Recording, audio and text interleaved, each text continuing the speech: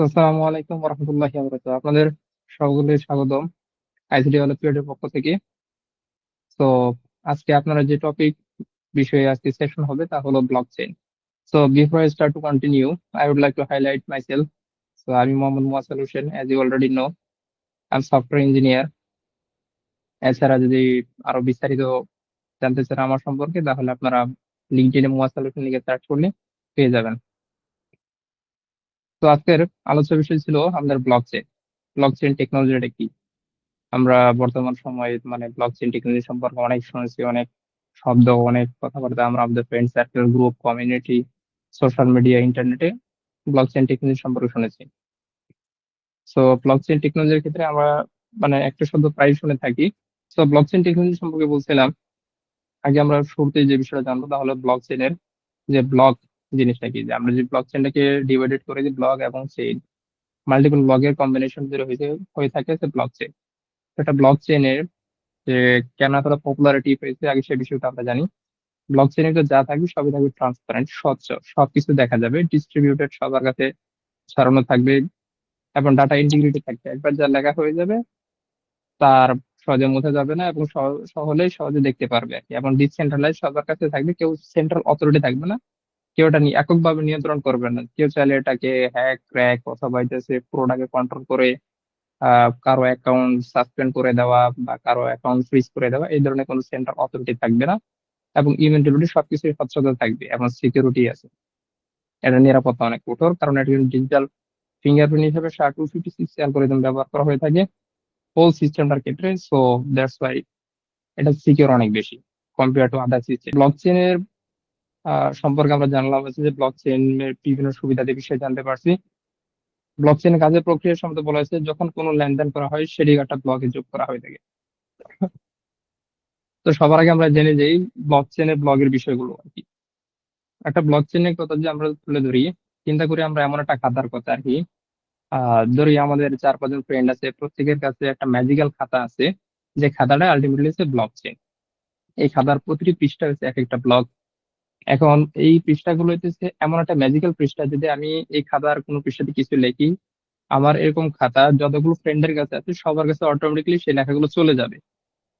আমি আমার খাতার কোনো একটা পেজে কিছু লিখি, আমার ফ্রেন্ডের কাছে সেটা রেপ্লিকা অটোমেটিকলি চলে যাবে। আর ফ্রেন্ড যদি কোনো ওই খাতাতে কিছু লেখে, সেটা আমার কাছে অটোমেটিকলি চলে আসবে। তো এভাবে আমরা যা লিখবো একে অপরকে সবাই দেখতে পারবে এবং সবকিছু স্বচ্ছ থাকবে আর কি। একবার যা লেখা হয়েছে তার কোনো পরিবর্তন করা যাবে না। তো এতে সবচেয়ে বড় সুবিধা হতেছে যে আমরা একটা ব্যাংকিং সিস্টেমের কথা চিন্তা করে থাকি, তাহলে ব্যাংকিং সিস্টেমে যে সাপোজ আমার অ্যাকাউন্টে আছে 1,000 টাকা, আমি যদি কারো অ্যাকাউন্টে ট্রান্সফার করতে চাই 1500 টাকা, সেটা পসিবল না। ফ্রড ট্রানজেকশন করা যাবে না, কারণ সবাই আমার অ্যাকাউন্টের ব্যালেন্স দেখতে পারতেছে, আমি কাকে ট্রানজেকশন করতে পারতেছি, তার অ্যাকাউন্ট ভ্যালিডিটি যাচাই করা যেতেছে। এভাবে যখন সবকিছুই থাকে তখন গিয়ে এটা মানে সিকিউর বলা যায় আর কি, এবং ফ্রড ডিটেকশন করা যায়, সেটা সহজে ভিজিবল থাকে। তো এই যে ব্লক চেইন গুলো যে এত সুবিধাগুলো দিচ্ছে, এই ধরনের ব্লক চেইনের ক্ষেত্রে বিভিন্ন ক্যাটাগরিতে ভাগ করা হয় দেখুন, মেনলি আর কি। মেনলি সাধারণত 3 ধরনের ক্যাটাগরিতে ভাগ করা হয়ে থাকে: পাবলিক, প্রাইভেট এবং কনসোর্টিয়াম এর ক্ষেত্রে। পাবলিক ব্লক চেইনের ক্ষেত্রে হচ্ছে যে ব্লক চেইনটাতে সেন্ট্রাল কোনো অথরিটি থাকবে না, সবার কাছে একটা সেন্ট্রাল নোড থাকে, সবার কাছে ডিস্ট্রিবিউটর থাকে। তো সেই চেইন হচ্ছে পাবলিক। আর প্রাইভেট ব্লক চেইনের ক্ষেত্রে কিছু বড় বড় কোম্পানি থাকে, তারা তাদের শুধু কোম্পানির ক্ষেত্রে ম্যানেজ করার জন্য তারা সেই প্রাইভেট ব্লক চেইনটা মেনটেন করে থাকে আর কি। এবং কনসোর্টিয়াম হচ্ছে একাধিক প্রতিষ্ঠান মিলে তারা একটা কারেন্সি তৈরি করে থাকে, যে কারেন্সিটা শুধু তাদের ওই প্রতিষ্ঠানের মধ্যে চলে। সেই ধরনের ব্লকচেন টেকনোলজিকে বলা হয়ে থাকে কনসোর্টিয়াম ব্লকচেন। এছাড়া আরো এক ধরনের ব্লকচেন আছে, তা হচ্ছে হাইব্রিড ব্লকচেন, যেগুলো হচ্ছে পাবলিক, প্রাইভেট অথবা কনসোর্টিয়াম ব্লকচেনের সমন্বয়ে তৈরি হয়ে থাকে আর কি। তো ব্লকচেনের প্রধান বৈশিষ্ট্য কথা আমরা বললাম, যেটা ডিসেন্ট্রালাইজ, যে আমরা যে একটা ব্লক তৈরি করে থাকি সেই ব্লকটাকে সবার মধ্যে ছড়ানো ছড়ানো থাকে, কোনো একটা এককভাবে নিয়ন্ত্রণ করে করা যায় না। কোনো একটা ব্যক্তি, প্রতিষ্ঠান যে আমার অ্যাকাউন্টকে সিজ করে দেবে, ফ্রিজ করে দেবে, সেই ধরনের কোনো অপরচুনিটি নেই। এবং সেটা ট্রান্সপারেন্সি, আমরা বললাম যে এমন একটা ম্যাজিক্যাল খাতার মতো আর কি, যে খাতা প্রতিটি পৃষ্ঠায় কেউ একজন লেখলে অন্য আরেকজনের কাছে যখন এরকম একটা খাতা থাকবে, সে ইজিলি দেখতে পারবে যে কে লেখা হয়েছে, এবং একবার যা লেখা হয়ে যাবে তার কখনো পরিবর্তন করা যাবে না। আর এটা সিকিউর কারণ হচ্ছে এটা বিভিন্ন ধরনের হ্যাশিং অ্যালগোরিদম ইউজ করে থাকে, মেনলি SHA-256 অ্যালগোরিদমটা ইউজ করা হয়ে থাকে, যেটা one way hashing algorithm. One way hashing algorithm মানে হচ্ছে আমি যখন কোনো ডাটা ইনপুট দিব, সেটার যে একটা হ্যাশিং জেনারেট হবে 64 বিটের, সেই হ্যাশটা অলওয়েজ সেম থাকবে। লাইক দিচ্ছে আমার নাম হচ্ছে মুয়াসাল হোসেন, আমি যদি মুয়াসাল সব ক্যাপিটাল ক্যাপিটাল অথবা স্মল দিয়ে যে একটা হ্যাশ জেনারেট করি 256 এর 64 ক্যারেক্টার একটা হ্যাশ জেনারেট হবে, অলওয়েজ সেই স্মল মুয়াসেলের জন্য সেম হ্যাশই হবে, কিন্তু কখনোই সেই হ্যাশটাকে ডিক্রিপ্ট করে রিভার্সে আবার মুয়াসেল নিয়ে আসা কখনোই পসিবল না। তো এটাকে বলা হয় ওয়ান ওয়ে হ্যাশিং অ্যালগোরিদম। যে হ্যাশিং অ্যালগোরিদমে আমরা মানে যে ডাটাটা দিব অলওয়েজ সেম হ্যাশ পাবো, কিন্তু হ্যাশটাকে ডিক্রিপ্ট করে আবার আগের প্রিভিয়াস অরিজিনাল ডাটাতে ফিরিয়ে আনতে পারবো না। তো এই ব্লকচেন টেকনোলজিতে এরকম SHA-256 অ্যালগোরিদম ব্যবহার করা হয়ে থাকে, যার সাহায্যে পুরো হ্যাশট্যাগ ক্যালকুলেট করা হয়ে থাকে 64 ক্যারেক্টারে, এবং সহজে ক্যালকুলেট করা হয়ে থাকে। এত সিকিউর হওয়ার কারণে এটা আসলে এতটা স্বচ্ছ, জনপ্রিয় compare to other banking system এবং আদার টেকনোলজি। তো ব্লকচেনের ব্যবহার যদি বলা হয়েছে যে blockchain banking, payment gateway, health care, law enforcement, boarding, IoT, online music, real estate এবং ডিজিটাল আইডি হিসেবে ব্যবহার করা হয়ে থাকে। এবার আপনাদের আমি একটা ওয়েবসাইটে নিয়ে যাই সবার আগে ব্লকচেনে ক্ষেত্রে। তো একটা ব্লকচেনের ক্ষেত্রে যে বিষয়গুলো থাকবে প্রধানত একদম ফাউন্ডেশন লেভেল থেকে আমরা শুরু করি। ব্লকচেন মেনলি থাকবে হচ্ছে আমাদের ডাটা ইন্ডেক্স। আমাদের ব্লকচেনে থাকবে ইন্ডেক্স। ইন্ডেক্স থাকবে, প্রত্যেকটা ব্লকের একটা সিরিয়াল থাকে, সেটা first block, second block, third block, এই সবগুলোর ক্ষেত্রে একটা ইন্ডেক্স থাকবে। ওই ব্লকটা কখন তৈরি হয়েছে তার ক্ষেত্রে একটা টাইম স্ট্যাম্প থাকবে, এবং একটা হ্যাশিং অ্যালগোরিদম থাকবে আর কি। হ্যাশিং অ্যালগোরিদম SHA-256 অ্যালগোরিদমটা ব্যবহার করা থাকবে। আমার কারেন্ট ব্লকের ইন্ডেক্স নাম্বার, কারেন্ট ব্লকের টাইম স্ট্যাম্প এবং ডাটা, এগুলো দিয়ে একটা হ্যাশ জেনারেট হয়, সেই হ্যাশ থাকবে। এবং previous hash, previous block hash মানে হচ্ছে তার আগের যে ব্লক ছিল আর কি। সাপোজ আমার ব্লক নাম্বার হইতেছে 3, তার আগের ব্লক হয়েছে ব্লক নাম্বার 2। ব্লক নাম্বার 2 এর তার নিজস্ব ইন্ডেক্স নাম্বার আছে, টাইম স্ট্যাম্প আছে, ডাটা আছে এবং নস আছে। এগুলো একসাথে ক্যালকুলেট করে সে একটা হ্যাশ জেনারেট করবে। সেই হ্যাশটাই সে পরবর্তী নেক্সট ব্লকের জন্য আমার ক্ষেত্রে হবে প্রিভিয়াস ব্লক হ্যাশ। কোনো একটা ব্লক চেনের যখন ব্লক ডিফাইন করা থাকে ইউনিক বা ইউনিট বলা হয় আর কি, সেই ইউনিট গুলো হইতেছে মূলত index, time stamp, hash, previous block hash, data এবং নস। তো মেনলি সেই 6টা বিষয়টাকে কনসিস্ট করেই মূলত একটা ব্লক তৈরি হয়ে থাকে। ব্লকের নাম্বারটা হচ্ছে মেনলি ইন্ডেক্স নাম্বার, হইতেছে সেই ব্লকের নাম্বার। টাইম স্ট্যাম্প, ব্লকটা কখন ক্রিয়েট হয়েছে আমরা জানতে পারি এই টাইম স্ট্যাম্পের সাহায্যে।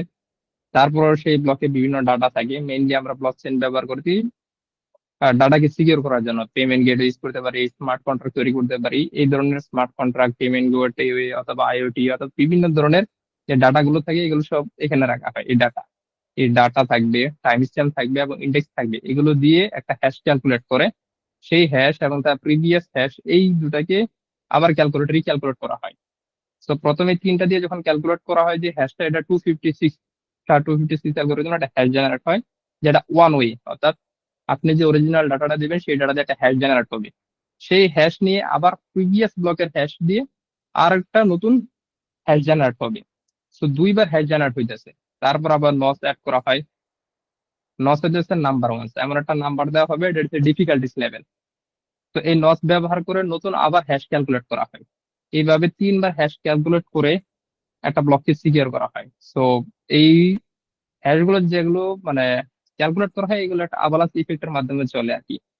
আমরা যদি এই হ্যাশ ব্লকের স্লাইডলি কোনো একটা মডিফাইড করি, সাপোজ ক্যাপিটাল স্মল থেকে স্মলে নিয়ে আসি, অথবা একটা ডট মিসিং করে ফেলো, অথবা একটা স্পেস দেই, পুরো হ্যাশ চেঞ্জ হয়ে যাবে। আর এই হ্যাশটাকে কখনো ডিকোড করে অরিজিনাল ডাটাতে নিয়ে আসা পসিবল না। সাপোজ এখানে যদি আমি মুয়াসেল দিই, মুয়াসেলের মুয়াসেল ডাটা দিয়ে আমার হ্যাশ ক্যালকুলেট করা হয়েছে, এখন যদি এমটাকে আমি জাস্ট স্মল থেকে ক্যাপিটাল দিয়ে দিলাম, আমার পুরো হ্যাশ চেঞ্জ হয়ে গেছে। এই অ্যাভালান্স ইফেক্ট মানে এমন ভাবে চলে, যার কারণে আমার অরিজিনাল ডাটা যদি কোনো স্লাইডলি সামান্যতম অংশ ক্যাপিটাল থেকে স্মল হয়ে যায় অথবা স্পেস পড়ে যায়, তাহলে পুরো হ্যাশ চেঞ্জ হয়ে যাবে। তো একটা হ্যাশ ব্লক মোটামুটি 3বার বা তার 4বারের বেশি হ্যাশ রিক্যালকুলেট হয়ে একটা ব্লক জেনারেট হয়। এই ব্লকটা যখন জেনারেট হয়ে যাবে, তারপর গিয়ে ব্লক চেনে অ্যাড হয়। আর এইভাবে অনেকগুলো ব্লক চেন মিলে হবে নোড, মাল্টিপল নোড একসাথে করে যারা মাইনিং করে থাকে আর কি, তাদের কম্পিউটারে নোড হিসেবে সেভ করা থাকে। তাদের কাছে ফুল একদম ফার্স্ট ব্লক, যেটা ফার্স্ট ব্লক সেটাকে বলা হয় জেনেসিস ব্লক। 0 নাম্বার যে ব্লকটা থাকে, এই যে 0 নাম্বার ব্লক, শুরুর ব্লকটাকে বলা হয় জেনেসিস ব্লক। সেই ব্লক থেকে শুরু করে একদম লাস্ট ব্লক পর্যন্ত যখন ক্যালকুলেট হয়, এই দুই ব্লক মানে এই এর মাঝে যতগুলো ব্লক আছে সবগুলো ব্লক মিলে যে নোড হয়েছে, এই নোডগুলো যে মাইনিং করে তার কাছে সেভ করা থাকে তার কম্পিউটারে। এইভাবে সবার কম্পিউটারে এই নোটগুলো সেভ করা থাকে। তো কেউ একজন যদি এই স্মল থেকে ক্যাপিটাল করে, তার পুরো হ্যাশ চেঞ্জ হয়ে যাবে।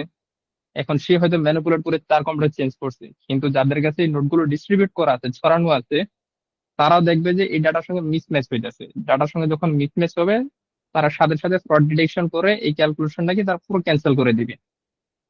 যার চেনটা সবচেয়ে বেশি লংগেস্ট এবং অ্যাকুরেট, তার চেনটা আবার সবার মধ্যে ডিস্ট্রিবিউট হয়ে যাবে। তো ব্লক চেন সিকিউর অন্যতম কারণ হচ্ছে এই ব্লক চেনে যারা মাইনিং করে থাকে আর কি, সমস্ত মাইনারদের কাছে ফুল একদম জেনেসিস ব্লক থেকে একদম লাস্ট ব্লক পর্যন্ত ফুল চেইন তাদের কাছে কপি করা থাকে আর কি। নতুন ব্লক যখন জেনারেট হয় সেটাকে ভ্যালিডেট করা হয়, ভ্যালিডেট করার পরে যখন সবাই কনসোর্টিয়াম বা কনসেনসাস অ্যালগরিদমের মাধ্যমে সবাই সম্মতি হয়ে যায়, প্রুফ অফ ওয়ার্ক অথবা প্রুফ অফ স্টেকের মাধ্যমে সবাই যখন একটা সম্মতিতে চলে আসে, হ্যাঁ এই ব্লকটা ভ্যালিড, ব্লকটাকে ক্যালকুলেট করা হয়েছে অ্যাকুরেট, ব্লকের হ্যাশ গুলো অ্যাকুরেট, সব যখন সব ঠিকঠাক থাকবে, তখন গিয়ে একটা চেনে তো নতুন ব্লক অ্যাড হবে। যখন ওই ব্লক অ্যাড হবে, চেনটা বেড়ে যাবে। সব এই পুরো চেনটা আর কি একদম জেনেসিস ব্লক থেকে লাস্ট চেন পর্যন্ত আবার সবার মধ্যে রিডিস্ট্রিবিউট হয়ে যাবে। তো এইভাবে সবার মধ্যে এতবার ডিস্ট্রিবিউট হয়ে থাকার কারণে প্রত্যেকবারই ক্যালকুলেট হয়ে যাচ্ছে একটা হ্যাশিং ফাংশনের মধ্য দিয়ে। যার কারণে এটা অনেক সিকিউর, মানে কেউ একজন চাইলে সহজে ম্যানিপুলেট করতে পারবে না। কেউ যে করে থাকে সে শুধু তার ব্লকে করতে পারবে, তার হোল চেনে করতে পারবে না। ধরে নিলাম কারো কম্পিউটার হচ্ছে সুপার লেভেলের অনেক ফাস্ট কম্পিউটার আর কি, তার সিপিইউ অনেক বিশাল অথবা টিপিইউ খুব ভালো, ভালো গ্রাফিক্স এর, সে হয়তো সামান্যতম চেন মডিফিকেশন করে ফেলছে। কিন্তু শুধু সে যদি তার চেনটাকে মডিফিকেশন করে, তাও পসিবল নয়, কারণ এরকম চেন পৃথিবীর অনেক মানুষের কাছে ছড়ানো আছে। তাকে অ্যাটলিস্ট 51% তাকে মডিফিকেশন করতে হবে সবার চেন, এবং উইথিন এ সেকেন্ড বা তার কম সময়ের ভিতর। যদি তার কম সময়ের ভিতর সম্পূর্ণ চেন একদম ফার্স্ট চেন মানে ফার্স্ট জেনেসিস ব্লক থেকে লাস্ট ব্লক পর্যন্ত সবগুলোকে সে হ্যাশ গুলোকে রিক্যালকুলেট করে নিতে পারে উইথিন এ সেকেন্ডের ভিতর, এবং তার চেনটা যদি সবচেয়ে বড় হয় এবং এটাকে যদি ডিস্ট্রিবিউট করে দেওয়া যাবে, তাহলে সে সাকসেসফুলি একটা ফ্রড ডিটেকশন বা ফ্রড ট্রানজেকশন তৈরি করতে পারবে। কিন্তু বাস্তবে এমন পসিবল হয় না। তো আমরা আসি যে বলতেছিলাম শুরুতে আবার, যে আমরা যখন কোনো একটা ব্লক তৈরি করবো, ব্লক চেনের ব্লক, সেই ব্লক চেনের ব্লগের ক্ষেত্রে যে ছয়টা জিনিস থাকবে: ইন্ডেক্স, ব্লগের নাম্বার থাকবে, টাইম স্ট্যাম্প, ব্লকটা কখন তৈরি হয়েছে, তারপর থাকবে হ্যাশ, থাকে না মেনলি থাকে ডাটা। এই টাইম স্ট্যাম্প, ইন্ডেক্স এবং ডাটা দিয়ে হ্যাশ ক্যালকুলেট হয়। সেই ক্যালকুলেট হ্যাশের সাথে আবার প্রিভিয়াস ব্লকের হ্যাশ একসাথে যোগ করে তারপর নতুন হ্যাশ ক্রিয়েট করা হয়। এখন তুমি হ্যাশ ক্রিয়েট করলা, কিন্তু একটা জিনিস নোটিস করে যে দেখো, এই যে নস্টার ক্ষেত্রে সামনে 000 ইউজ করছে।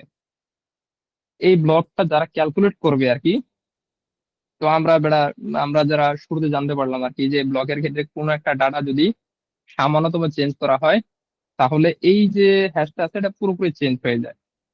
তো মেইনলি যারা এগুলো ক্যালকুলেট করে, এটা ক্যালকুলেট করতে গেলে অনেক কম্পিটিশন পাওয়ার লাগে, অনেক সিপিইউ লাগে, তারা এগুলো দিয়ে ক্যালকুলেশন করে মেইনলি তারা র্যান্ডম ডাটা বসায়, মানে আগের ব্লকের ডাটা, তারপর এই ডাটাগুলো তাদের দিবে ভ্যালিড, সমস্যা নাই।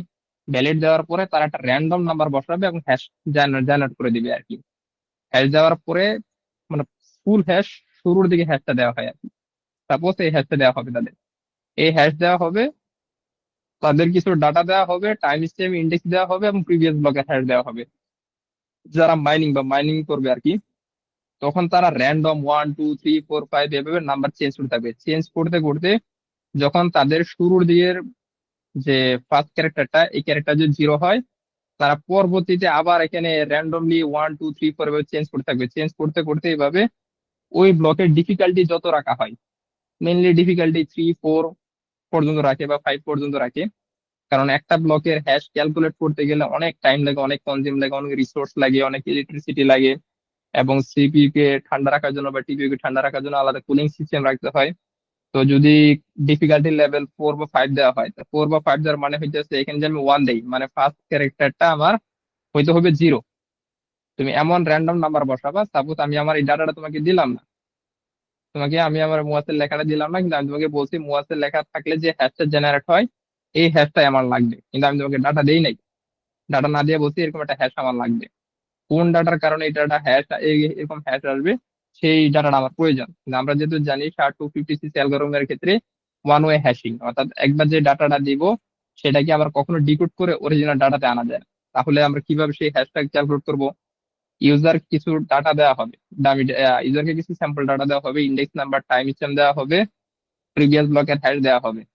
অরিজিনাল ডাটাও দেওয়া হইতে পারে, না হইতে পারে, দেওয়া হলেও পুরোপুরি সেরকম দেওয়া হয় না। তখন তারা ক্যালকুলেট শুরু করে একটা র্যান্ডম নাম্বার দিয়ে। র্যান্ডম নাম্বার দিয়ে ক্যালকুলেট করতে করতে যখন ফার্স্ট ক্যারেক্টারটা যে জিরো ম্যাচিং হয়ে যায়, তখন সেকেন্ড ক্যারেক্টারটা ম্যাচিং করা শুরু করে। যদি ডিফিকাল্ট লেভেল 2 দেওয়া থাকে, তার মানে দুইটা ক্যারেক্টার ম্যাচ করবে। ডিফিকাল্ট লেভেল 3 মানে হচ্ছে প্রথম তিনটা ক্যারেক্টার। ডিফিকাল্ট লেভেল 4 মানে হচ্ছে প্রথম চারটা ক্যারেক্টার। তারা যখনই প্রথম চারটা ক্যারেক্টার হ্যাশ ম্যাচ করে ফেলবে, বাকিগুলো এত আর ম্যাচ করা লাগবে না, বাকিগুলো অরিজিনাল থেকে ম্যাচ করে নিতে পারবে। প্রথম চারটা যেই আগে ম্যাচিং করে ফেলবে, তারটাকে কাউন্ট করা হবে যে সে উইনার, সে ফার্স্ট ক্যালকুলেট করছে। এখন যে কেউ ক্লেম করতে পারে যে হ্যাঁ আমি ফার্স্ট কাউন্ট করছি, আর যে ফার্স্ট কাউন্ট করবে, যে ভ্যালিড হ্যাশ ক্যালকুলেট করতে, ফার্স্ট কাউন্ট বলতে I mean to valid hash calculating. কেউ যখন মানে ভ্যালিড হ্যাশ ক্যালকুলেট করবে এবং ক্লেম করবে যে হ্যাঁ আমি পুরো হ্যাশটা ক্যালকুলেট করে ফেলছি, অর্থাৎ ফার্স্ট চারটা ক্যারেক্টার জিরো আছে এবং বাকি হ্যাশ যে একটা এখানে তিনটা ডিপি লেভেল 3 রাখা হয়েছে, যে ফার্স্ট তিনটা ক্যারেক্টার হচ্ছে জিরো এবং বাকি একটা হ্যাশ দিয়ে সে বলছে যে ঠিক আছে আমি এই ব্লকটাকে পুরো ক্যালকুলেট করছি এবং এই ব্লকটাকে ভ্যালিড। সো যারা যাদের কাছে এই নোড আছে, পুরো ব্লক চেইন আছে, তারা এখন এই ব্লকটা অ্যাড করে ফেলতে পারে। তো যে ফার্স্ট ক্যালকুলেট করবে সে রিওয়ার্ড পাবে। এখন যে কেউ এই ক্লেম করতে পারে, ক্লেমটা যাচাই করবে কিভাবে? সে যখন ক্যালকুলেট করবে, তাকে ক্যালকুলেট করার সময় সে র্যান্ডম নাম্বার দিয়ে ক্যালকুলেট করতে থাকে। যখনই ব্লকটা ম্যাচ হয়ে যায়, সে র্যান্ডম নাম্বারটা সবার কাছে শেয়ার হয় যে হ্যাঁ এক্স নামক ব্যক্তিটা এই র্যান্ডম নাম্বার হচ্ছে 3 4 5 দিয়ে সে ক্যালকুলেট করছে। ক্যালকুলেট করার ফলে তার এই হ্যাশটা প্রথম 30 দিয়ে শুরু হয়েছে এবং এটা ভ্যালিড হ্যাশ। যখন এই ডাটাটা যাদের কাছে নোট গুলো থাকবে, তারা সবাই ভ্যালিডেট করে দেখবে র্যান্ডম ডাটা দিয়ে, তারা নতুন করে ক্যালকুলেট করবে না। তারা শুধু এই র্যান্ডম যে নাম্বারটা ছিল, যে 3 4 5, সেই নাম্বারটা সবাই দিয়ে ট্রাই করে দেখবে যে হ্যাঁ আসলে তো ঠিক হয়ে গেছে। যখনই দেখবে যে সবার কাছে ঠিক হয়ে গেছে, মানে অ্যাটলিস্ট 51% মতো মোটামুটি যাচাই করা হয়ে যাবে যে হ্যাঁ সব ঠিক হয়ে গেছে, তাহলে যে ফার্স্ট এটা ক্যালকুলেট করছিল, র্যান্ডম নাম্বার বের করছিল, তাকে রিওয়ার্ড দেওয়া হয়ে যাবে। তো রিওয়ার্ড দেওয়া হয়ে গেছে, ব্লক ক্রিয়েট করা হয়েছে, ব্লক ভ্যালিডেট করা হয়ে গেছে। সবকিছু যখন ভ্যালিডেট হয়ে যাবে, প্রুফ অফ ওয়ার্কের মধ্য দিয়ে চলে যাবে অথবা প্রুফ অফ স্টেকের মধ্য দিয়ে যখন চলে যাবে, তারপর গিয়ে কনসোর্টিয়ামের মাধ্যমে সেটা নতুন ব্লকচেন অ্যাড হবে। সো আমরা আসি নেক্সট স্টেপ। সো ব্লকচেনের ক্ষেত্রে আমরা বলছিলাম যে 6টা আইটেম আমরা ইউজ করে থাকি মেইনলি। তার ভিতরে ফার্স্ট আইটেমটা ছিল ইন্ডেক্স। ইন্ডেক্সকে আমরা ইউজ করে থাকি ব্লকের কাউন্ট হিসাবে। ফার্স্ট ইন্ডেক্স যেটা থাকে জিরো, সেটা মূলত হচ্ছে মেইনলি জেনেসিস ব্লক। জেনেসিস ব্লকের কোনো প্রিভিয়াস হ্যাশ থাকে না। নেক্সটে আসি। এরপর সে টাইম স্ট্যাম্প। টাইম স্ট্যাম্প মাধ্যমে আমরা জানতে পারি যে আসলে ব্লকটা কখন ক্রিয়েট করা হয়েছে। এর মাধ্যমে আমরা আসলে জানতে পারবো কোনো একটা ব্লক চেনের কোনো একটা ব্লকের ডাটা দিয়ে আমরা ইজিলি ট্র্যাক করতে পারবো যে ওই ব্লকটা আসলে কখন ক্রিয়েট করা হয়েছে, ব্লকের ডাটাটা ভ্যালিড ছিল ইনভ্যালিড ছিল, এগুলো ক্রিয়েট দেখা যায় আর কি। তো এরপর হচ্ছে হ্যাশ। যে হ্যাশের কথা বললাম আর কি, সেটা হচ্ছে একটা fix length hash, 64 character mainly, 64 অথবা 62। অনলাইন ক্যারেক্টার কাউন্ট হচ্ছে আমি চাই 64 ক্যারেক্টার মেনলি। তো SHA-256 এর ক্ষেত্রে মানে একটা ইন্টারেস্টিং বিষয় হইতেছে, তুমি যদি পুরো বইটাই দিয়ে দাও, পুরো বই বলতে আমি বুঝাই দিচ্ছি যে এখানে তোমার যে ডাটাটা, এখানে যদি তোমার পুরো বইয়ের যত ডাটা আছে সমস্ত ডাটা দিয়ে দিলেও সে অলওয়েজ 64 ক্যারেক্টারই রিটার্ন করবে একটা হ্যাশিং ফাংশন। তুমি যদি একটা ক্যারেক্টারও দাও, তাও সে অলওয়েজ 64 ক্যারেক্টারই দিবে। সো এই হ্যাশিং অ্যালগোরিদমটা খুব ইন্টারেস্টিং একটা হ্যাশিং অ্যালগোরিদম। আবার এই হ্যাশিং অ্যালগোরিদম আরেকটা বৈশিষ্ট্য হচ্ছে সেম ডাটার জন্য অলওয়েজ সেম হ্যাশিং আসবে, কখনো র্যান্ডম হ্যাশ আসবে না।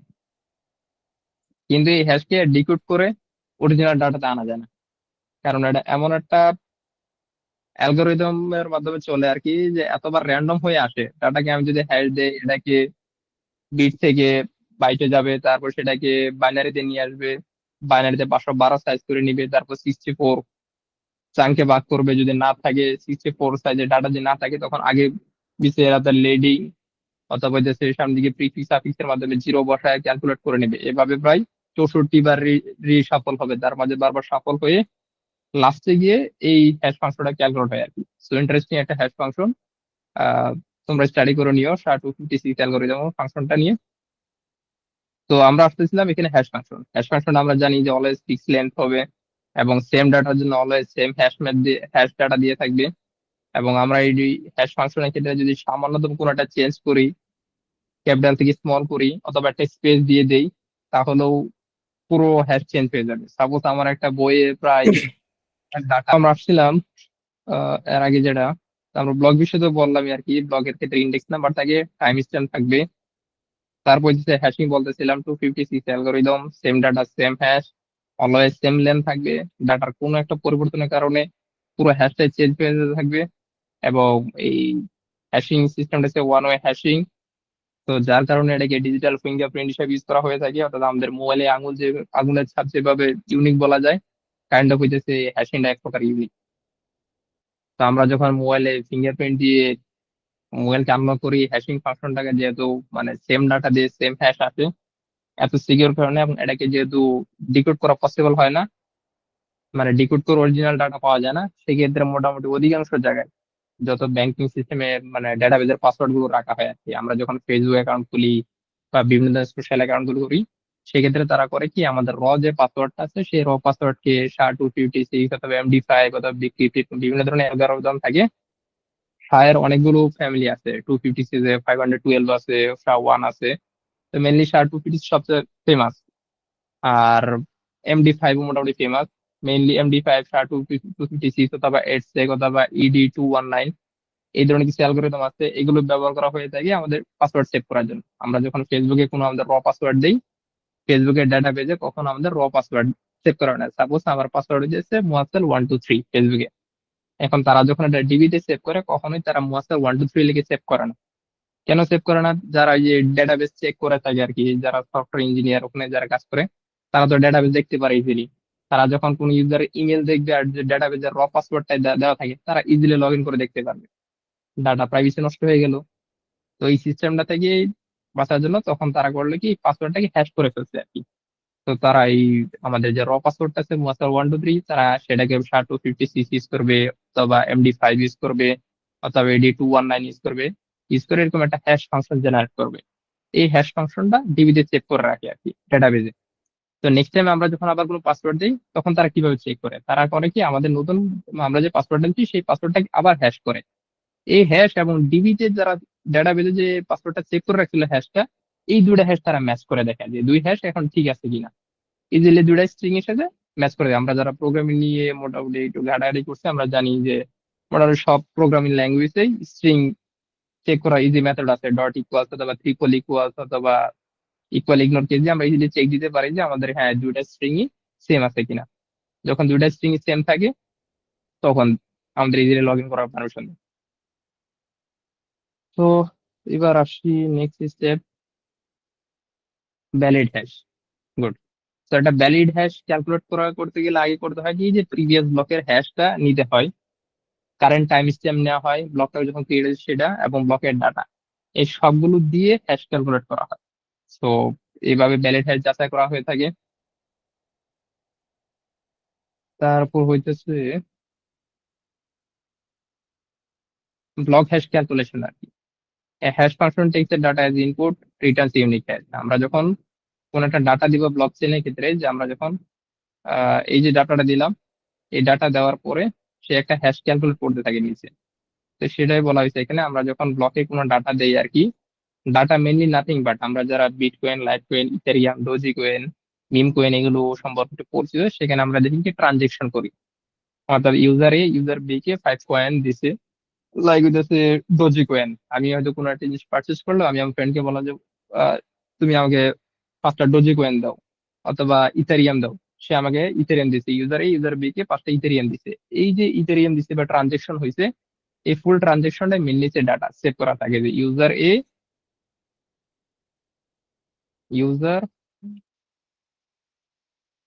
User A pays user B 10 coin.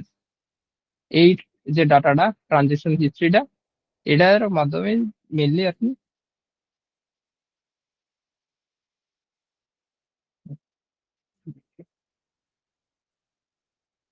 লম্বা সময় নিতেছে মাইনিং করতে। মাইনিংটা পরে একটু পরে এক্সপ্লেন করতেছি। তো মেনলি হইতেছে আমরা যে ডাটা দিই আর কি, ডাটা মিলে নাথিং বাট আছে আমাদের ট্রানজেকশন, স্মার্ট কন্ট্রাক্ট, এই ধরনের সমস্ত কিছু আছে যে ডাটা হিসেবে ট্রিট করা হয়, ব্যাংকিং ইনফরমেশন গুলো ডাটা হিসেবে ট্রিট করা হয়। সেই ডাটা দেওয়ার পর একটা হ্যাশ ক্যালকুলেট করা হয়ে থাকে। এই যে হ্যাশ ক্যালকুলেট করা হয়েছে, তো যেভাবে আর কি হ্যাশটা ক্যালকুলেট করা হয়ে থাকে আর কি, ডিজিটাল ফিঙ্গারপ্রিন্ট হিসাবে ইন্ডেক্স নাম্বার থাকবে, টাইম স্ট্যাম্প থাকবে, তারপর যেটা থাকবে সে প্রিভিয়াস ব্লকের হ্যাশ এবং ব্লকের ডাটা এবং লস, এই সবগুলো দিয়ে ক্যালকুলেট করা হয়ে থাকে আর কি একটা হ্যাশ।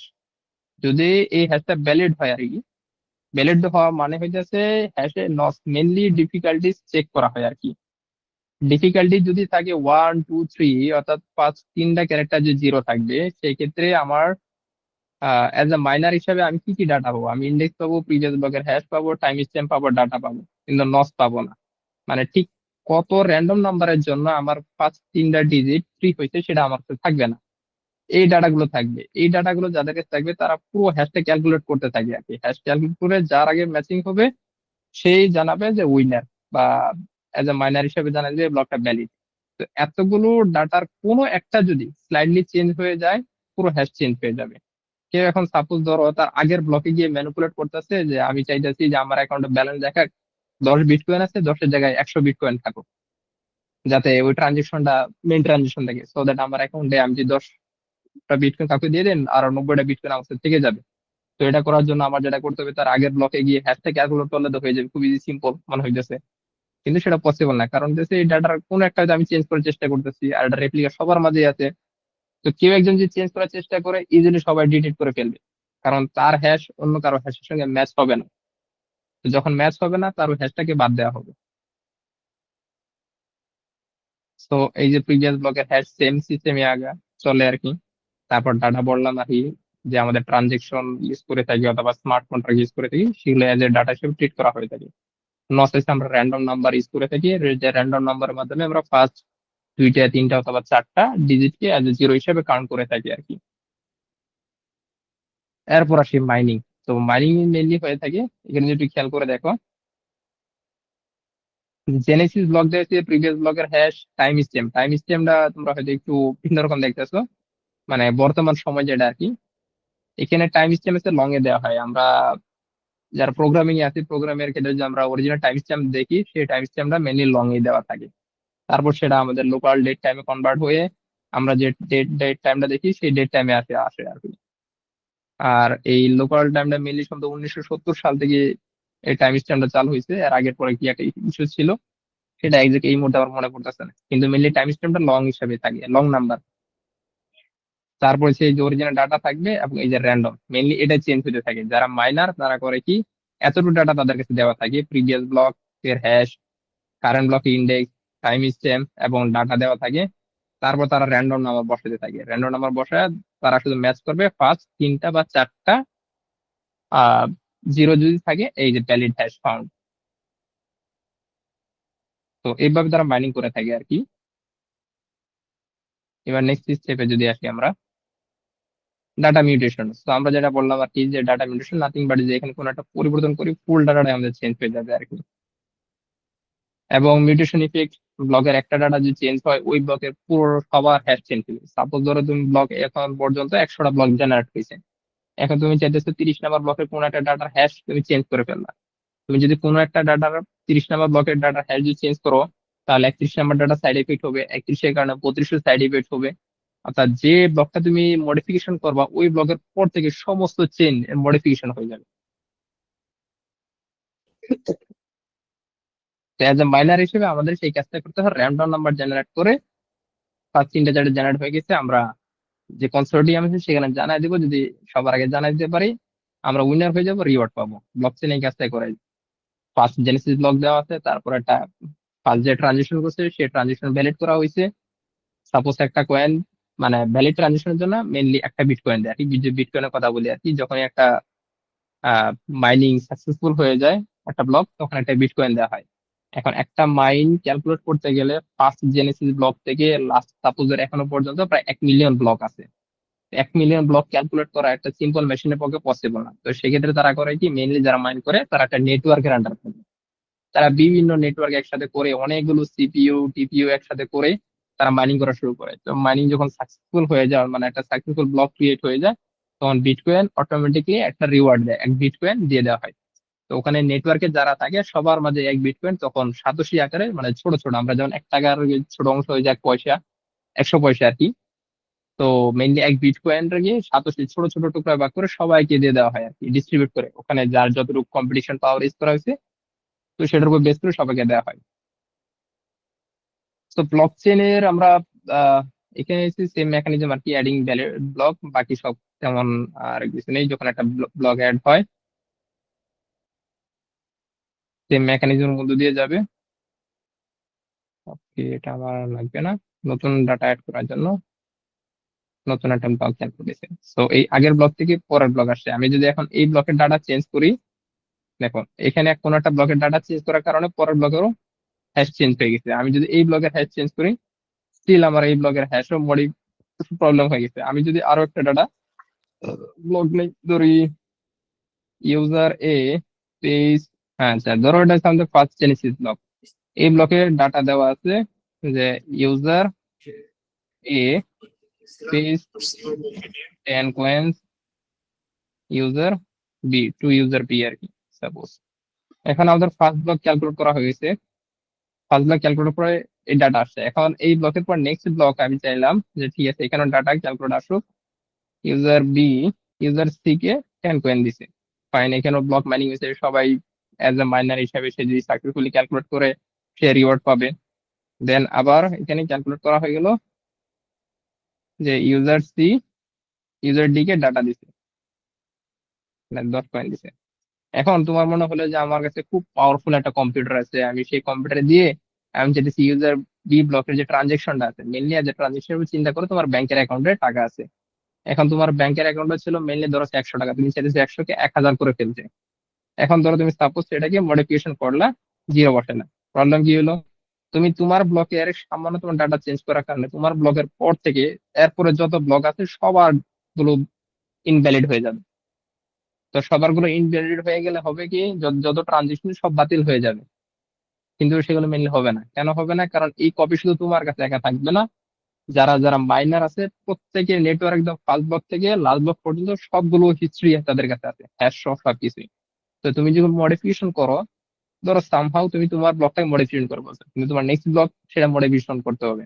তো এইভাবে যদি তোমার সুপার কম্পিউটার থাকে, তোমাকে সবগুলো তোমার একদম ফার্স্ট ইয়া যেখানে মডিফিকেশন শুরু করছে, এই মডিফিকেশন থেকে একদম লাস্ট ব্লক পর্যন্ত পুরো চেনের হ্যাশটাকে উইথিন সেকেন্ডের ভিতরে তুমি যে ক্যালকুলেশন করতে পারো, কংগ্রাচুলেশন, তুমি তোমার বিটকয়েন সংখ্যা বাড়ায় নিতে পারবা।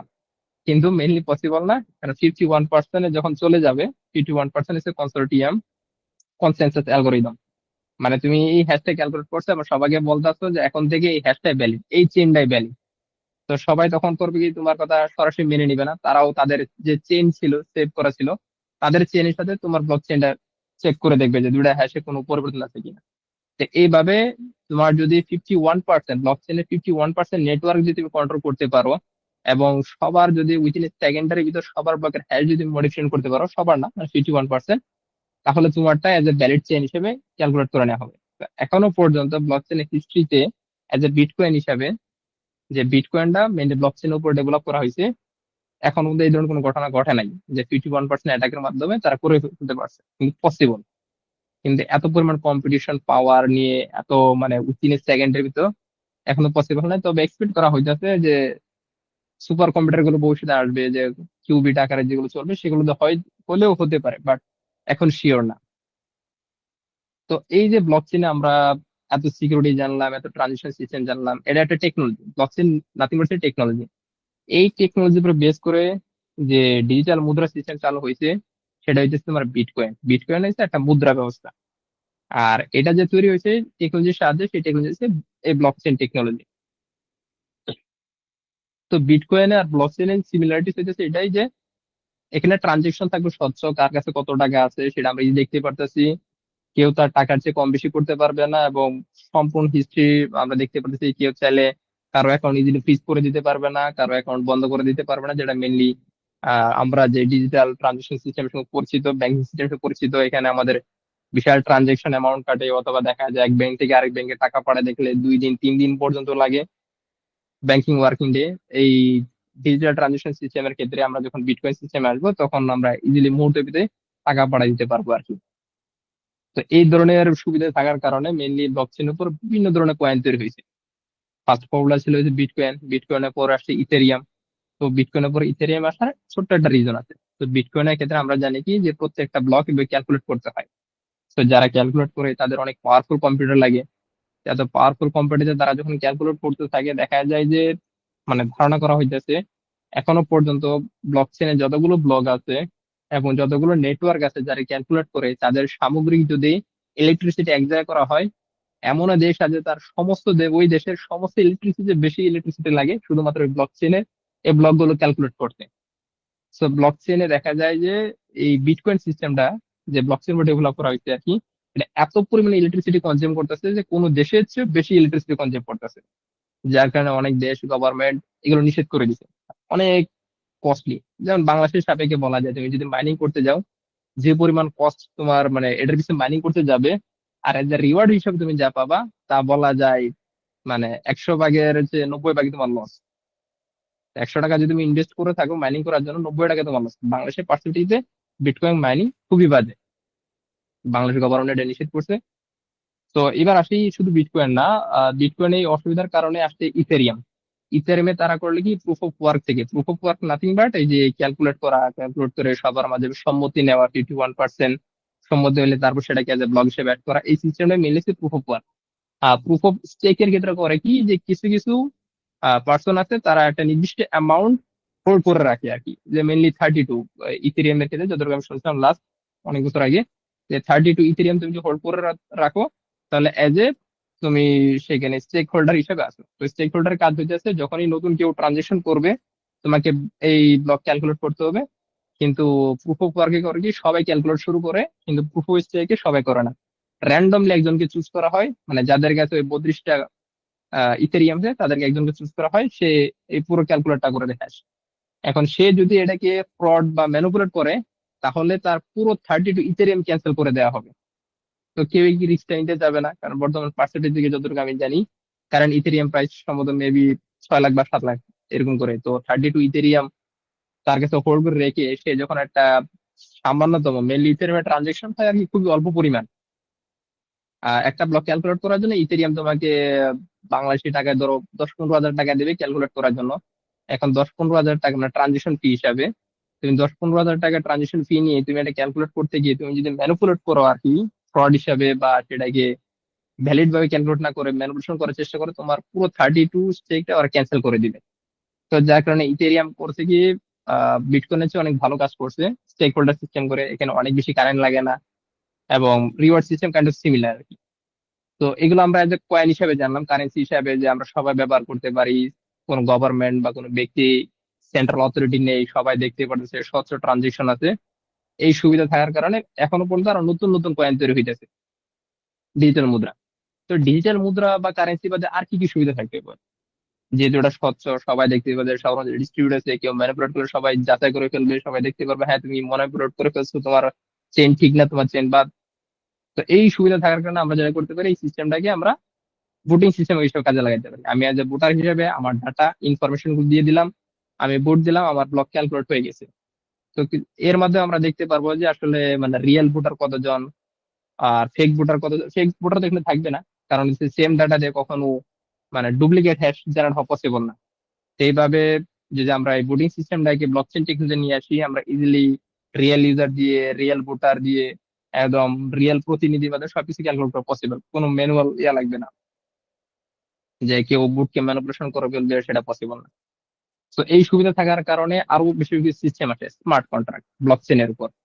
তো স্মার্ট কন্ট্রাক্ট যে সিস্টেম আছে সেটা হইতেছে আমাদের মেনলি একটা পিস অফ প্রোগ্রাম, ছোট্ট একটা প্রোগ্রাম থাকে, চুক্তি থাকে আর কি, যে তুমি কিছু ক্রাইটেরিয়া দেওয়া হবে যে তুমি এই ক্রাইটেরিয়া যদি ফুলফিল করো তাহলে তুমি টাকা পাবা, যদি ফুলফিল না করো পাবা না।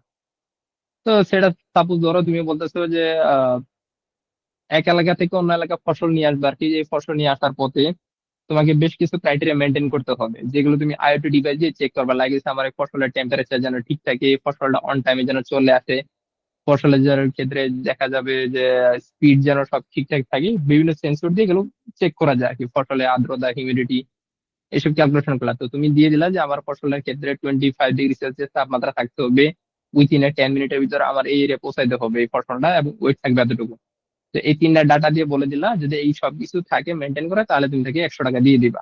এটা তুমি কন্ট্রাক্টে লিখে দিছো। সে যখন এই ফসলটা নিয়ে আসবে, সে টেম্পারেচার চেক দিবে, ওয়েট চেক দিবে, হিউমিডিটি চেক দিবে, সবকিছু ঠিক আছে যখন ট্রু হয়ে যাবে, অটোমেটিকলি তোমার অ্যাকাউন্ট থেকে টাকা কেটে যাবে তার এখানে, কিন্তু কন্ডিশন দুজন অ্যাকাউন্টে আর কি সেই পরিমাণ টাকা থাকতে হবে।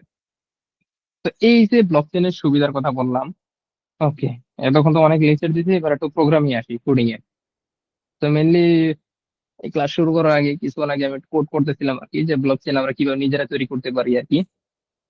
সামারি করে একটু ক্লাসটা শেষ করে দিব, তার আগে একটু শুরু থেকে আবার বলি। ব্লক চেন হচ্ছে একটা টেকনোলজি, আর বিটকয়েন হইতেছে ওই টেকনিক উপর বেস করে একটা ডিজিটাল কারেন্সি। এই দুটাকে কখনো একসাথে মিস করো না। ব্লক চেন উপর বেস করে বিভিন্ন ধরনের কারেন্সি টেকনোলজি আবার নতুন করে আবিষ্কার হয়েছে, যেমন নতুন করে কারেন্সি বলতে ইথেরিয়াম আছে, ডোজিকয়েন, লাইটকয়েন আছে। তো ব্লক চেনের ফাউন্ডেশন বা ইউনিটে হইতেছে ব্লক। সেই ব্লকের ক্ষেত্রে আমরা জানি ইন্ডেক্স নাম্বার থাকবে, থাকবে টাইম চেন থাকবে, ডাটা থাকবে, তারপর হচ্ছে প্রিভিয়াস ব্লকের হ্যাশ থাকে এবং নস থাকে আর কি। সো এজ এ সামারি হিসাবে এটা বললাম আর কি। যদি আমি একটা ব্লগের কথা চিন্তা করি, আমি মানে খুবই সিম্পল ডাটা দিয়ে চেষ্টা করতেছি, মানে একজ্যাক্ট হুবহু ব্লক চিহ্নিত করা হইতেছে না, কারণ ব্লক চিহ্নিত করতে গেলে আমার আর অনেক বেশি টাইম লাগবে। তো ক্লাস শুরুর আগে আমি খুব অল্প সময়ের মধ্যে এতটুকু চেষ্টা করছি। তো আমরা যে একটা ব্লক চেনের কথা আসি, শুরুর দিকে আমাদের থাকবে ডাটা এজ এ ট্রানজিশন হিসাবে, যা আমরা ইউজ করতে প্রিভিয়াস ব্লকের হ্যাশ, এবং হচ্ছে এই হ্যাশ বলতে আছে আমাদের কারেন্ট ব্লকের প্রিভিয়াস ব্লকের হ্যাশ, এবং ডাটা এই দুটা মিলে কারেন্ট ব্লকের হ্যাশ তৈরি হবে। এবং নস মানে ডিফিকাল্টিস, যদি ফার্স্ট 3 ডিজিট বা 2 ডিজিট যদি সেম হয়ে থাকে, তাহলে আমরা এটা কাউন্ট করে নেবো এই ব্লকটা হচ্ছে ভ্যালিড ব্লক। তা আমরা একটা কনস্ট্রাক্টর ডিফাইন করলাম। তারপর হচ্ছে এই ব্লকটাকে ক্যালকুলেট করার জন্য আমরা বলে দিয়েছি যে প্রিভিয়াস ব্লকের হ্যাশ এবং নস দিয়ে, ডাটা দিয়ে আমরা নতুন হ্যাশ একটা পাবো। সেই হ্যাশটাকে এই দেখো SHA-256 অ্যালগরিদমের মাধ্যমে আমরা যে পাস করে দেই, আমরা একটা হ্যাশ বাইট পাবো। হ্যাশ বাইটটাকে আমরা রিটার্ন করে দেবো আর কি, এখান থেকে আর কি বাইট আসে, বাইটকে আমরা স্ট্রিং এ কনভার্ট করে রিটার্ন করে দিলে একটা ওই 64 ক্যারেক্টারে একটা হ্যাশ পাবো আর কি। সেই হ্যাশটা সেভ করে রাখবে। আমরা যখন মাইন করবো প্রুফ অফ ওয়ার্ক হিসাবে। যে আমরা কিভাবে মাইন করবো, মাইন করার ক্ষেত্রে আমরা যেটা করতেছি, ডিফিকাল্টিস লেভেল নিতেছি। এই যে ডিফিকাল্টিস লেভেল, স্ক্রিন দেখা যায় সবার? ওকে। আমরা যখন মাইনিং করবো, মাইনিং করার ক্ষেত্রে আমাদের ধর ডিফিকাল্টি চেক দিতে হয়, অর্থাৎ ফার্স্ট কয়টা ক্যারেক্টার আমরা এজ এ জিরো হিসাবে ক্যালকুলেট করবো সেটা। তারপর ওই ক্যারেক্টারটুকু বাদে বাকি হ্যাশটুকু নেওয়া হয় অরিজিনালি। তো মাইন করার ক্ষেত্রে নাথিং বাট আমাদের শুধু ফার্স্ট কয়েকটা ক্যারেক্টারকে এজ এ জিরো হিসাবে ঠিক রেখে হ্যাশট্যাগ ক্যালকুলেট করতে হবে যে হ্যাশটা ঠিক আছে কিনা। যদি ডিফিকাল্টিস লেভেল 4 হয়, তাহলে 5-4টা ক্যারেক্টার ঠিক রেখে বাকি হ্যাশ, মানে 5-4টা ক্যারেক্টার হ্যাশ ক্যালকুলেট আমাদের জিরো ক্যালকুলেট করতে হবে, বাকি হ্যাশ সেম থাকবে আর কি। তো এই কারণে আমি করলাম কি, রিপ্লেস করে দিছি ফার্স্ট কয়টা ক্যারেক্টার থাকবে, মানে এখানে যত আমি পাস করবো ডিফিকাল্টিস লেভেল, সেই ফার্স্ট অংশ থেকে এজ এ সাবস্ট্রিং হিসাবে কেটে নিছে আর কি। এই যে সাবস্ট্রিং, সাবস্ট্রিং হচ্ছে ফুল একটা স্ট্রিং থেকে ছোট্ট একটা অংশ কেটে নেওয়া। তো ব্লক মাইন করা হয়েছে, এবার সিম্পল ব্লক চেনে আসলাম। ব্লক চেনের ক্ষেত্রে আমরা একটা লিস্ট নিছি, মানে একটা ব্লক চেন তৈরি হবে মাল্টিপল ব্লক দিয়ে। এই যে ব্লক চেন তৈরি হবে মাল্টিপল ব্লক দিয়ে, লিস্ট অফ ব্লক দিয়ে। আমার ডিফিকাল্টিস লেভেল আমি ডিফাইন করে দিছি কোথায়, difficulties add block initial index. হ্যাঁ, এই যে ডিফিকাল্টিস, ডিফিকাল্টিস 4, মানে হচ্ছে প্রথম 4টা জিরো হবে। তো আমরা এটা রান করি সাকসেসফুলি।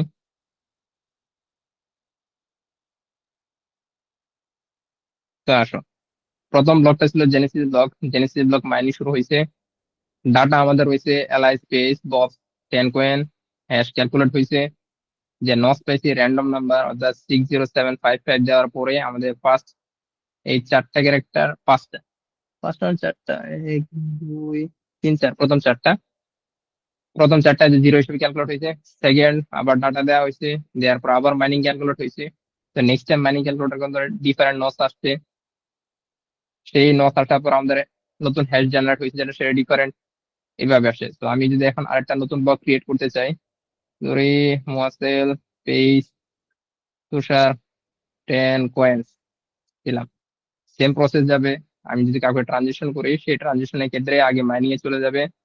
মাইনিং এ আমাদের অরিজিনাল ডাটা থাকবে, প্রিভিয়াস ব্লকের হ্যাশ থাকবে, সেই হ্যাশ দিয়ে নতুন করে হ্যাশ ক্রিয়েট করা হবে।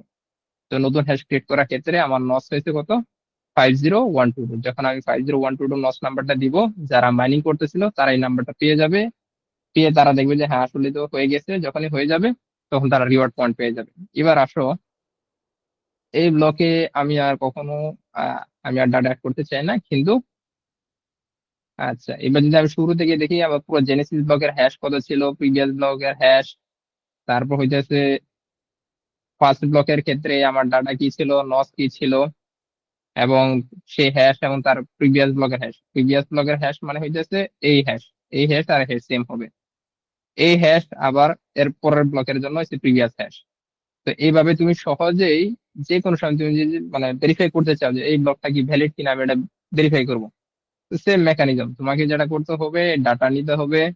তোমাকে এই ব্লকের আগের ব্লকের প্রিভিয়াস, আগের ব্লকের হ্যাশ হইতেছে এটা, এই হ্যাশ নিতে হবে।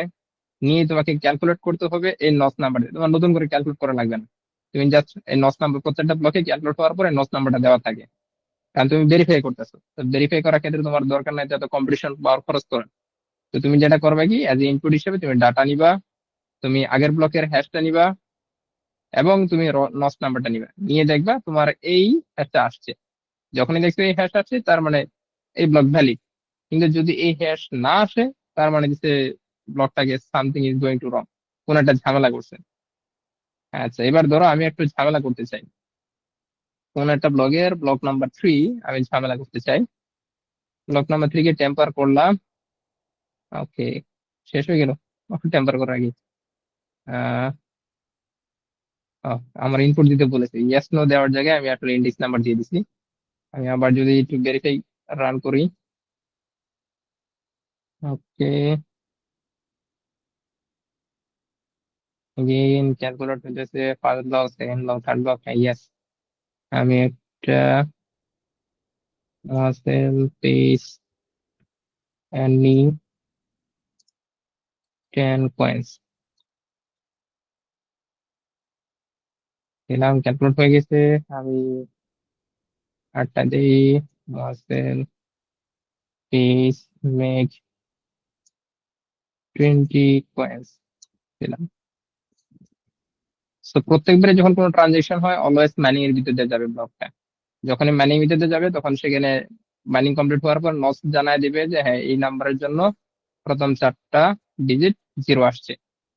তো ওদের যারা ভেরিফাই করতেছে তারা করবে কি, প্রিভিয়াস ব্লকের হ্যাশ নিবে, ডাটা নিবে, নস নাম্বার নিয়ে তারা যদি হ্যাশ পায় তার মানে ভ্যালিড হ্যাশ, সবার সম্মতি জানায় দিবে। তো আমি এবার এক্সিট করলাম এখান থেকে। আমি এবার একটা টেম্পার করতে চাই। কত নাম্বারে টেম্পার করতে চাই, আমি টেম্পার করতে চাই হইতেছে ব্লক নাম্বার 4 কে টেম্পার করবো।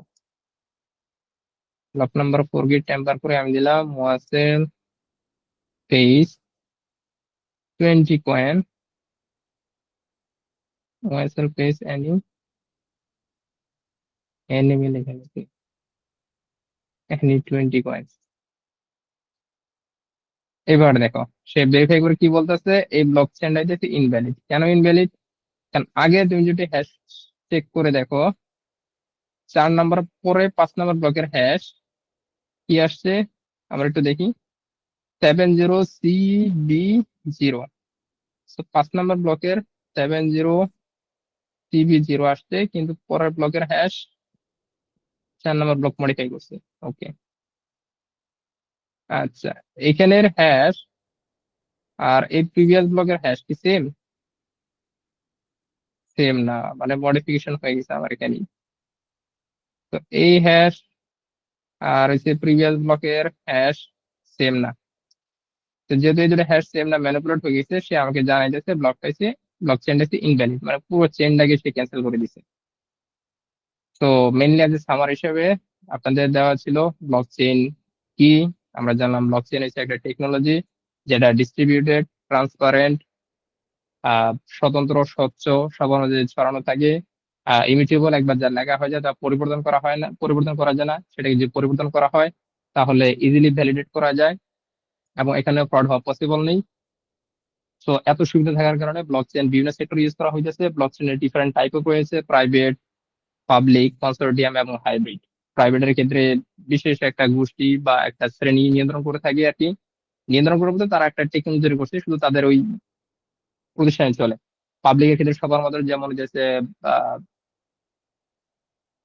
আমাদের বিটকয়েন, বিটকয়েন হচ্ছে পাবলিক, পাবলিক ব্লক চেইন আর কি। তো হাইব্রিড হচ্ছে কম্বিনেশন। এরপর স্যার আমরা জানলাম যে একটা ব্লক চেইনের মূল 6টা উপাদান রয়েছে: data, time stamp, index, previous ব্লকের হ্যাশ, কারেন্ট ব্লকের হ্যাশ এবং নস নাম্বার থাকে। এই 6টা দিয়ে মূলত একটা ব্লক তৈরি হয়ে থাকে। এগুলো দিয়ে আসলে মেনলি ব্লকটাকে ভ্যালিডেট করা হয়। যখন ভ্যালিডেট করা হয় তখন নস ইউজ করা থাকে, দ্য র্যান্ডম নাম্বার ওয়ান্স। একটা র্যান্ডম নাম্বার ব্যবহার করা হয়ে থাকে। র্যান্ডম নাম্বার ব্যবহার করে ডিফিকাল্টিস লেভেল যখন ম্যাচ হয়ে যায় তখন মাইনিং হয়ে যাবে। ব্লকটা মাইনিং হয়ে গেলে ব্লকটাকে সবাই ভেরিফাই করবে, ভেরিফাই করার পর সবাই যে সম্মতি 51%, তাহলে সেই ব্লকটাকে ব্লক চেইনে অ্যাড করা হয়ে যায়। যখন ব্লক চেইনে অ্যাড হয়ে যাবে নতুন একটা ব্লক, আহ সবার মাঝে আবার পুরো চেইনটা আবার সবার নতুন করে আপডেট হয়ে যাবে আর কি। কেউ যে ম্যানিপুলেট করে বাকি 51%, সেটাকে ভেরিফাই করে দেখে যে এই ব্লকটাকে ম্যানিপুলেট করা হয়েছে, ব্লক চেইনটা ক্যান্সেল করে দেওয়া হবে। তখন ওই ইউজারকে নতুন করে আবার ওই 51% থেকে যে কোনো একজনের কাছ থেকে চেনটা নিয়ে আবার তার চেনটাকে ভেরিফাই করতে হবে। তো যারা এই ভেরিফিকেশন কাজ করে, মেনলি প্রুফ অফ ওয়ার্কে যারা কাজ করে, তাদেরকে মাইনার বলা হয়। যখন তারা সাকসেসফুলি মাইনিং করতে পারবে তাদেরকে রিওয়ার্ড দেওয়া হয় থাকে। তো এই মাইনিং সিস্টেমটা আরেকটা ওয়ে আছে, সেটা হচ্ছে প্রুফ অফ স্টেক। মানে যারা কয়েন হোল্ড করে থাকে একটা নির্দিষ্ট অ্যামাউন্ট, এবং তারা শুধু ভেরিফাই করে থাকে, সবাই ভেরিফাই করে না। এই সুবিধা অসুবিধা হয়ে যাচ্ছে যদি আমরা প্রুফ অফ ওয়ার্কে যাই। প্রুফ অফ ওয়ার্কের ক্ষেত্রে অনেক বেশি ইলেকট্রিসিটি লাগে, অনেক বেশি রিসোর্স কনজিউম করতে হয়, এনভায়রনমেন্টের কিছু প্রবলেম হয়ে যাচ্ছে। কিন্তু প্রুফ অফ স্টেকের ক্ষেত্রে সেটা অনেকটা রিডিউস করা হয়েছে। এবং এর কিছু যদি ব্যবহারের কথা বলতে গিয়ে, আমরা ডিজিটাল কারেন্সি ইউজ করতে পারি, চিকিৎসা ক্ষেত্রে ইউজ করতে পারি, আমরা ভোটিং সিস্টেম ইউজ করতে পারি। তো ব্লকচেন টেকনোলজির উপর বেস করে আর নতুন নতুন অনেক ওয়েব গেমস এগুলো ডেভেলপ করা হইতেছে, আর নতুন নতুন আশা করি ইনোভেশন তৈরি হবে আর কি। তো আই মোয়াসেল ব্লকচেন টেকনোলজি সম্পর্কে এতটুকুই। নেক্সট আর কোনো কোশ্চেন থাকলে আপনারা আমাদের লিঙ্কডইনে যোগাযোগ করুন। আইসিটি ওয়ান ফেসবুক পেজ আছে, লিঙ্কডইন পেজও আছে। আর আমার পার্সোনাল যোগাযোগ করতে গেলে মোয়াসেল হোসেন লিখে সার্চ দিলে লিঙ্কডইনে চলে আসবে। ঠিক আছে, ধন্যবাদ। জি ভাইয়া। ভাইয়া জি, থ্যাংক কারো ইউ কোনো ভেরি কোশ্চেন? Much from. না ভাই, আমার মনে হয় না কারো কোনো কোয়েশ্চেন আছে। Okay, thank you so much. Already আমার বলা হয়ে গেছে। আপনাদের কারো কোশ্চেন থাকলে ওয়ান টু ওয়ান বা লিঙ্ক, অবশ্যই ফেসবুক গ্রুপে আছে, লিঙ্কডইন গ্রুপে আছে, সেখানেও কমিউনিকেশন করতে পারেন। তো থ্যাংক ইউ সো মাচ। আল্লাহ হাফেজ, থ্যাংক ইউ ভেরি শুভরাত্রি, মাচ সবাই ভালো ভাইয়া। থাকবেন। Thank you very much from ICT Olympiad Bangladesh ভাইয়া।